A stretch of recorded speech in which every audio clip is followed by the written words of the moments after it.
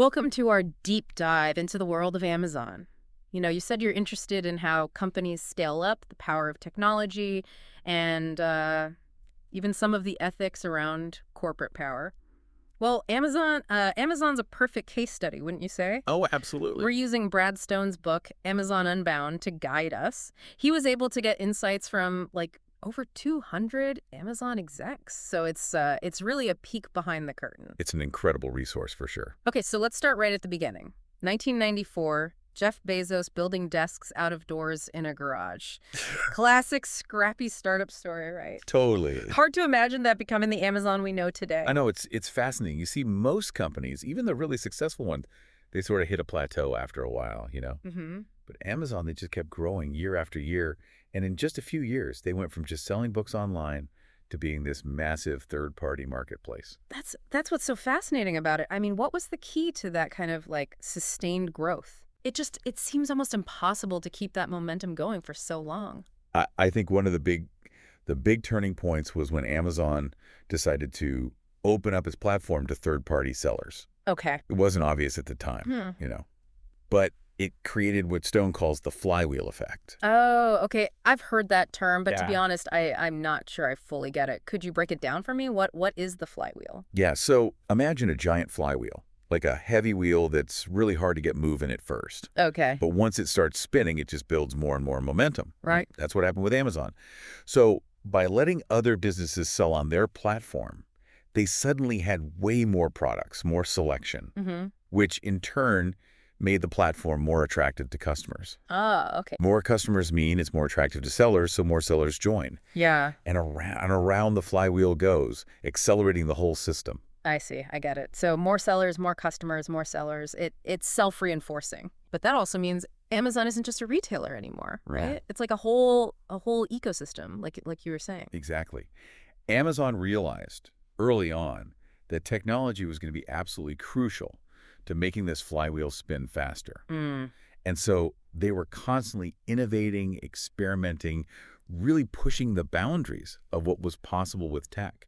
Well, that brings us to Jeff Bezos, the tech-obsessed mastermind behind it all, right? Of course. Stone talks about how Bezos is a huge Star Trek fan Yeah. and how that love of futuristic technology really drove a lot of Amazon's strategy. I mean, he wanted more than just a website. He wanted to change the world. Yeah. He wasn't content with just selling things online. Yeah. There's this great anecdote that Stone tells about Bezos really pushing his team to develop this virtual assistant that could truly understand and respond to human speech, not just like fetch links, Right. but actually have a conversation, interact. He basically wanted the computer from Star Trek. And that's how we got Alexa and the Echo, right? Exactly. I use Alexa every day, setting timers, playing music. I even order groceries with it. It's so integrated into my life now. I almost forget how groundbreaking it was at the time. And that's exactly what Bezos wanted. Yeah. He saw technology as a way to seamlessly integrate Amazon into people's lives, Yeah. make it totally indispensable. So the Echo, it wasn't just a product, it was fulfilling that vision. It's incredible how they take these futuristic, almost sci-fi ideas and turn them into reality. Mm. And speaking of futuristic, we have to talk about Amazon Go, those cashierless grocery stores. Oh, yeah. I mean, you just walk in, grab what you need, and walk out. The technology behind that is mind-blowing. Computer vision, AI, all these sensors tracking every item. It truly is cutting-edge stuff. Mm. But here's something interesting. Those stores, they aren't actually profitable yet, Right. at least not in the traditional sense. So why are they pouring so much money into them if they're not making money? That's a great question. And it really gets at the heart of Bezos' long-term vision. He was always willing to take huge risks, invest really heavily in technologies that might not pay off for years. Mm-hmm. He saw Amazon Go as the future of retail. And he was betting big on it, even if it meant losing money in the short term. Wow. Is it visionary or reckless? It's a question Stone keeps coming back to. Yeah. And it's one that we'll explore further as we dig deeper. Okay, so we've gone from this garage startup to a tech-powered retail ecosystem, pushing boundaries with innovations like Alexa and Amazon Go. It's a pretty incredible story so far. But I have to ask, all this efficiency, all this growth, it comes at a cost, doesn't it? That's a crucial point. And it leads us to some of the darker aspects of Amazon's success. Remember that flywheel we talked about? Yeah. It keeps spinning because of constant pressure. but a relentless drive for efficiency. But what does that mean for the people who make it all possible? That's what we'll unpack next. It's easy to get caught up in the speed and the convenience that Amazon Yeah. offers.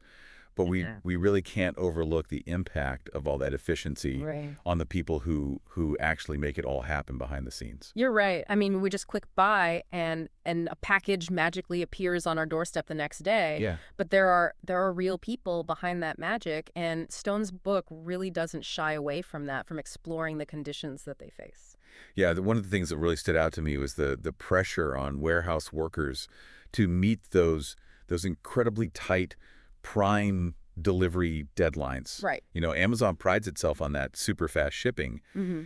but it creates a really demanding environment for the people who are actually fulfilling those orders. Yeah, I've read reports about really tough working conditions in those warehouses, and it sounds like employees are pushed to their limits to maintain that breakneck pace. Yep. Yeah. I think Stone even mentioned some cases of workers collapsing from heat exhaustion Oh, absolutely. because some of those warehouses didn't even have proper air conditioning. That's right. And it all connects back to this concept called operating leverage. Okay. You see, Amazon is laser focused on maximizing output Right. while minimizing costs. Hmm. And sometimes that means, unfortunately, cutting corners in ways that really impact worker well-being. So operating leverage basically means squeezing more and more out of the system, Yeah. even if it puts more strain on the people who are working in it. It can definitely lead to that. And it's a tricky balance, Mm. because customers, we all love those low prices and the fast delivery, Yeah, of course. but someone is ultimately paying the price for that convenience. Right. And it's not just the warehouse workers. Stone, he highlights the issues with what's called last mile delivery as well. Last mile delivery. What is that again? Remind me. So that's the final step in the process of getting those packages from the warehouse to your front door. Right. And Amazon relies really heavily on this huge network of independent contractors to handle all that delivery. Okay. And sometimes that leads to a lack of oversight, lack of accountability. There are reports of drivers feeling pressured to speed or to skip breaks just so they can meet their quotas. I hadn't really thought about that side of it. I mean, I appreciate getting my packages quickly, but not if it means putting someone at risk to do it. Exactly. It seems like Stone is, he's painting a pretty critical picture of Amazon's management style as well. He is. He describes Bezos' style as incredibly demanding, obviously very data-driven, Mm-hmm. and sometimes even, ruthless. Wow. Stone argues that Bezos often only reacted to criticism after it became a PR problem, Oh, wow. rather than proactively trying to address those concerns. So he's more reactive than proactive. That's a pretty tough assessment. It is. It Yeah. really makes you question whether that kind of intense focus on efficiency and growth, Right. even at the expense of other considerations, is really sustainable in the long run. Yeah. And speaking of long-term consequences, we really need to address Amazon's impact on society as a whole, Yeah. especially in its hometown, Seattle. Right. I mean, Amazon's growth has had a huge impact on Seattle, that's for sure. Enormous impact. The city definitely boomed economically, but that came with some serious downsides. Yeah, there were some trade-offs there. Absolutely. The influx of all those high-paid tech workers, Mm-hmm.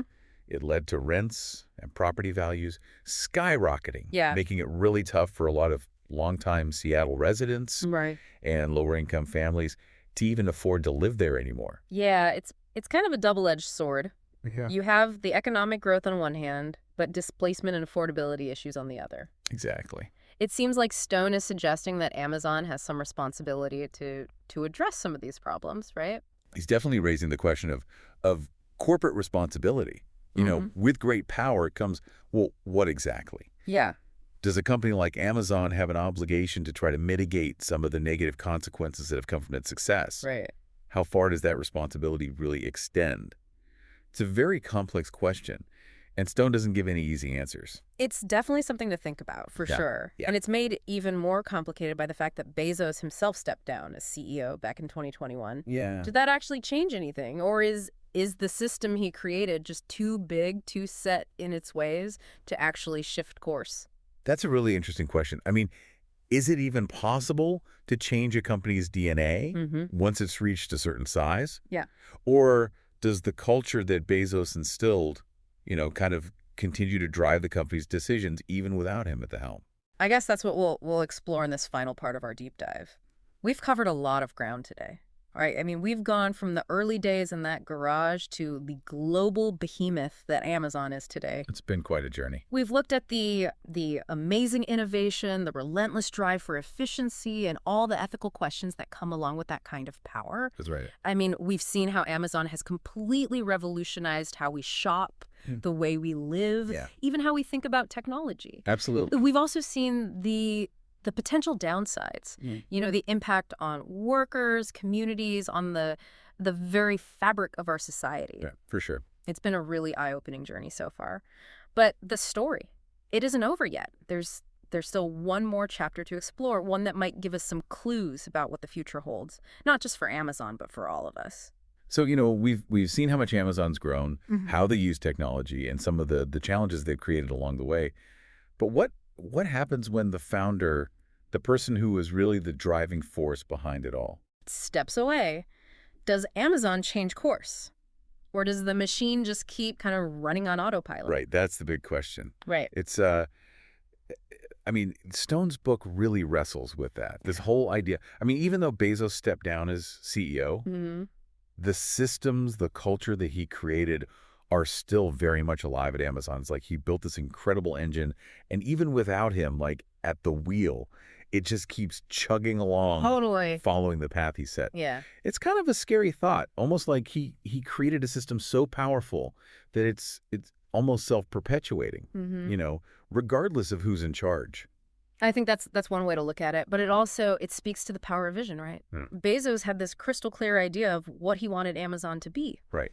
And he built everything, the infrastructure, the processes, the culture to achieve that. And now, even without him there, leading it directly, those systems are carrying that vision forward. So where does that leave us? Does Bezos stepping down give any hope for change at Amazon, or is it too big, too set in its ways to really shift course? Stone doesn't really give us a definitive answer. Yeah. But he leaves us with this really thought-provoking question. He asks, if you were in charge of a company as powerful as Amazon, what would you prioritize? Wow. That's a huge question. I mean, it really makes you think about the responsibility that comes with that kind of power.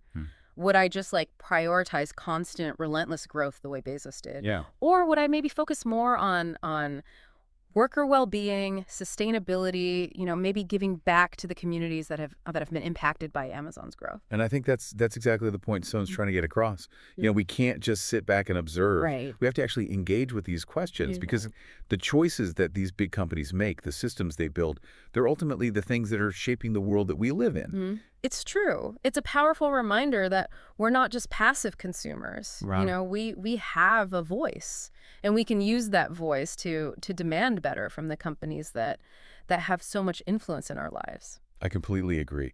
This deep dive has hopefully given you a more nuanced view of Amazon. Yeah. It's not just a website. Right. It's this complex system with its own internal logic, its own strengths and weaknesses. We've seen how they've revolutionized retail, pushed the boundaries of technology, and even made us think about some tough questions about the role of these huge corporations in society. And as Stone reminds us, the story's not over. It's not over. Amazon is still evolving, still shaping our world in really big ways. It is. It's true. Well, I think this deep dive has given everyone a really solid foundation. But like you said, there's always more to explore. Keep digging, keep questioning, and keep that critical thinking going. Because who knows, maybe someday you'll be the one leading the charge for a better, more responsible way of doing business.